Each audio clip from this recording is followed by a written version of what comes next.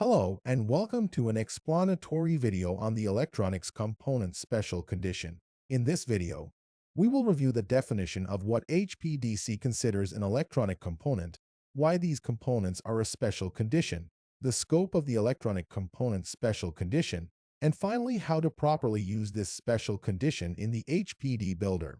For the purposes of this special condition, HPDC defines an electronic as circuit boards, displays, and related wires and connectors that are enclosed and sealed. Electronic components are a special condition because a content inventory can be created in theory with current HPD methods, but it is not practical to do so, and or the value of trying to create a complete inventory is questionable. Electronic parts often include hazardous materials.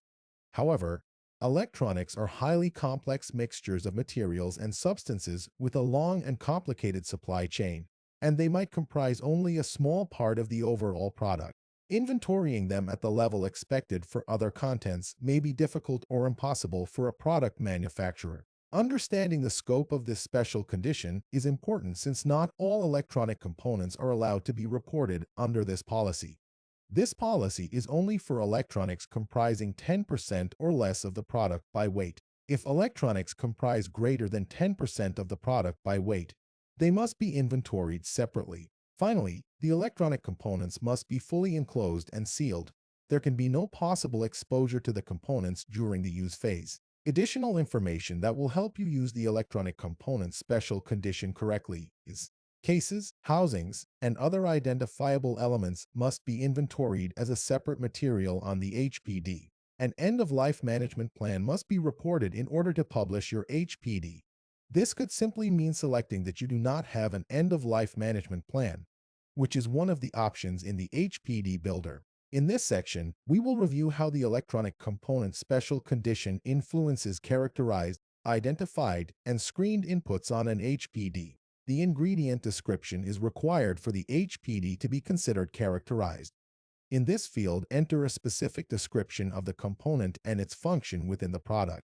The material name and ingredient description are required in order for an electronic component under this special condition to be considered identified. Enter electronics or another descriptor in the material name field. In the ingredient description field, enter a specific description of the component and its function within the product. To ensure your HPD is considered screened, the European Union RoHS compliance section of this special condition must be filled out. A common question related to this special condition is why European Union RoHS compliance is referenced. The reason HPDC uses RoHS is because it provides a standard for screening electronic components. It has a solid reputation for rigor which aligns with the HPD standard. Finally, it has high global adoption rate, which makes it a best practice in North America. In this section, we will show you a step-by-step process of how to comply with this special condition and end with a live demonstration of how to use the electronic component special condition in the HPD builder. To start, fill out the general information, VOC content data, and add your nested materials or product information like you would for any other HPD. To enter an electronic component special condition, first click on the Substances, Materials, and Polymers tab on the left.